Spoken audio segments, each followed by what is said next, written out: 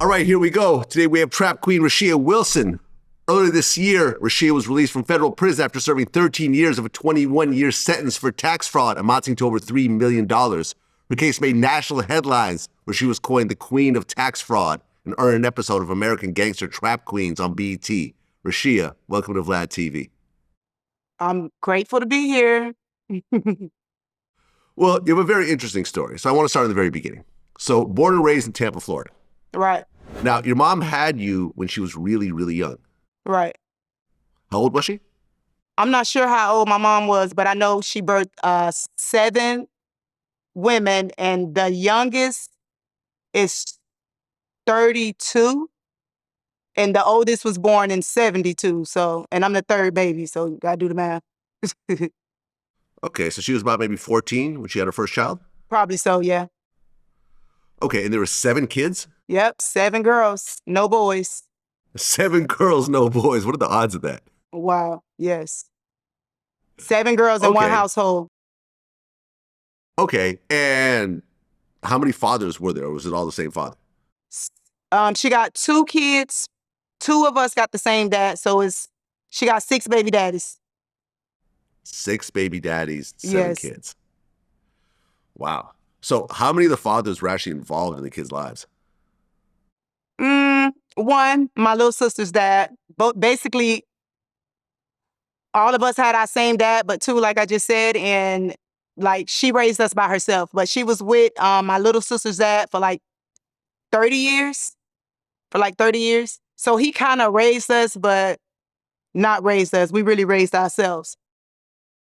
Now, you and your biological dad didn't really have a relationship. No. Okay, did you ever meet him at all? Did I ever who? Did you ever meet him at all? Yes.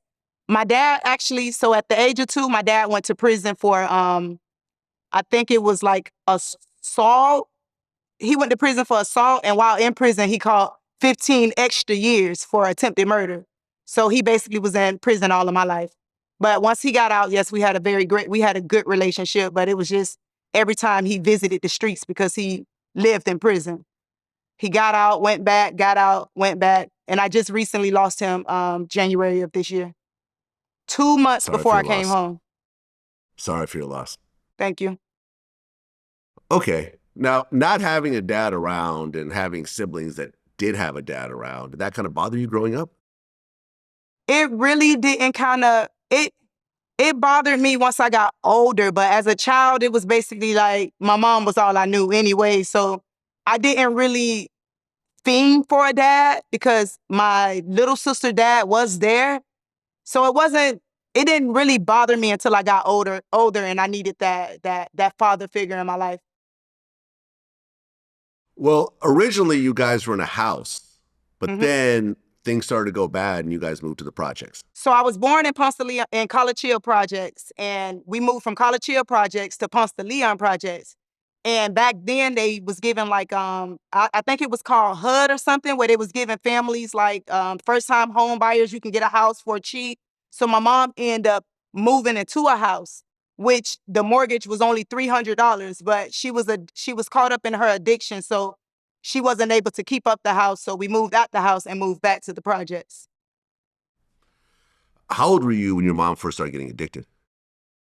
Maybe around 8. And look, I have family members whose parents were on crack and so forth. So I got to really, I mean, not see it firsthand, but I got to hear the stories and so Right. forth after the fact. Was it crack or was it something else? It was crack. Okay. So, and I've heard horror stories about this. Stuff I can't mention to other stuff like coming home and, all your things are outside, Right. on the front lawn and, fights and burglaries and so forth. What do you think was the worst thing you experienced with your mom on drugs? Basically, like not really having food in the house. Like my mom, she wasn't the type of mom where I had to worry about her being on the streets or us being on the streets. Like she always gave us that shelter. She just had an addiction. She was like uh in the closet, like I think that's what they call it when you got an addiction, but it's not where the world can see it. So it was just like the worst thing that I really had to go through growing up was just basically like not having food. Not having food. But my mom did the best she could when it came to raising her kids. Like, she didn't play about her kids. Like, she just had an addiction.